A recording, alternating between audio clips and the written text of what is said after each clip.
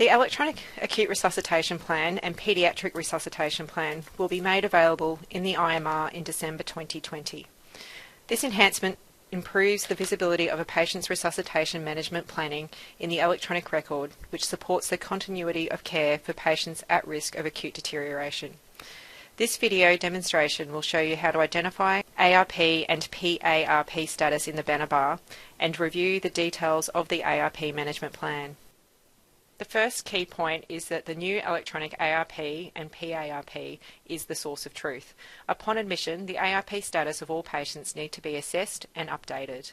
If there is a more recent active paper-based eARP from an external source, then this must be updated and transcribed into the record accordingly. The second important point is relating to the banner bar. The patient's eARP status will be clearly visible to all iEMR sites on the patient's banner bar. There are 4 statuses for eARP within the banner bar.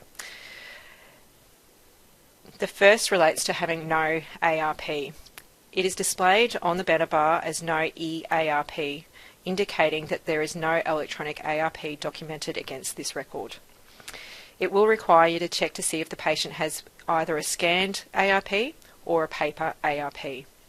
If there is an existing document, it will need to be transcribed to an electronic version. No eARP is the default state if no eARP status has been set at the patient's registration. The second status is that of an active eARP. It will display as active eARP, again indicating that there is an electronic eARP documented for this patient, indicating that it is valid and active. A patient can only have one active eARP recorded within the electronic system at a time. The third is to indicate an inactive eARP. It will display as inactive eARP. This means that the patient has had an electronic eARP or ePARP that has lapsed as per the clinician authorisation tab. It means that the eARP or ePARP forms are no longer active and cannot be acted upon by clinicians. The final status is that of eARP undefined, needing review. It will display as eARP undefined, needs review. This means that the patient record has moved or merged and the system cannot identify a correct eARP. It also will appear when a paediatric eARP is invalid as the patient has turned 18 and it requires a clinical review. Whenever the eARP undefined needing review is seen, it means that the clinician will actually have to review the eARP to determine what the current status is and what the document should be reflecting. The third point of change is the acute resus plan section within the patient's chart. As you can see, it's located underneath the managing deterioration on the table of contents. This section of the chart is designed to be a single source of truth when viewing eARP documentation. It will allow you to view the resus management plan, and it will also allow you to view, create, modify or void an electronic eARP. If the patient has a scanned eARP or paper eARP, it can be converted to the electronic version on this page. Creating an electronic eARP. The Electronic Acute Resuscitation Plan and Paediatric Resuscitation Plan Power Form have got built-in decision support, auto-transcription of previously documented information, and it will also update the relevant nursing medico-legal documentation, for example, the admission power forms. So let me demonstrate. To create a new eARP, we can click on the plus button. This launches a power form. The eARP power form is an electronic version of the paper form. You can see that the 6 sections that are within the paper-based form are reflected on the table of contents here. Any yellow fields within the power form indicate that it is mandatory to enter data. Of note, if the patient is under the age of 18, the paediatric version of the eARP will automatically launch. While the power form replicates the paper form, there are some minor differences that should be noted. The first that you'll see is this additional statement. This eARP has been transcribed based on an active eARP from an external source, where you're required to tick yes or no. When should I click yes? One would click yes if you're doing an exact transcription of an existing paper eARP. An example would be if you're transferring a paper form from the community to a patient's chart without making any changes. When you click yes, a box appears where you can actually document the name of the authoring doctor and date of the previous eARP.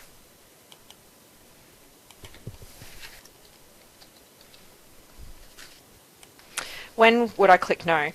If I was creating a new eARP or I was making any modifications whatsoever from the paper-based form, then I would click No. So after that, the remaining fields for section 1 to 5 are as per the paper-based form. So we go through and complete the clinical assessment, complete the capacity assessment, and as I've mentioned, yellow requires mandatory completion. The next section is the resuscitation management plan, where we'd indicate whether to provide or not provide CPR, and then we'd provide the additional details of what we would be providing this patient, very similar to the paper-based form.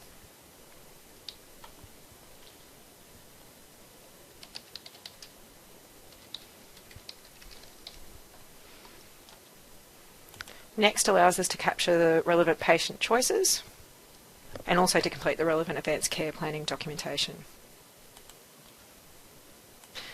Consenting details is very similar to the paper-based form.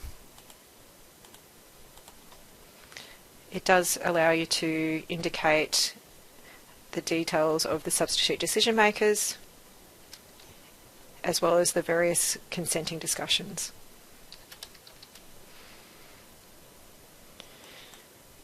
The final section, which is the clinician authorisation, has some slight differences. The initial component really is to capture, very similar to paper, the duration that the eARP is active for. We have a number of options. This is for this admission or attendance until a specific date, which then just requires to be completed, up to 12 months, which is the longest duration of the current version of the paper form, or we can indicate it that it is no longer active by clicking void. In the instance of selecting void, the void comments do become mandatory. Additional recommendations as applicable and additional discussion can be captured here, as well as capturing the relevant medical practitioner's contact details. If the eARP has been completed by a junior doctor or nurse practitioner, which may be appropriate in some circumstances, they will need to document who the senior doctor was. If they select yes, they can then use the provider directory to actually identify who that senior clinician was. Once all the mandatory components have been completed, you will note that all the red stars have been removed. I click the tick, select refresh. You will see that the acute resus plan M page has been updated. The resus management plan section of the M page now contains the summary of the data within the eARP. You can see that the banner bar has been updated to indicate that there is an active electronic eARP. This page also allows you to see not only the active eARP, but also any superseded or inactive versions. You'll also note that there is an expiry date section that will indicate when the eARP will expire. If the expiry is occurring within the next 30 days, this date will appear red. To modify an eARP, you will need to navigate to the eARP section of the patient's chart, as you can see here. Remember that this is where we will go to review, create, modify and void eARPs. We click Modify. What you will note is that any previously entered data will still populate the power form, as you can see here from the previous entry. To make a modification, you will then go through and review each section. You can update any details as appropriate.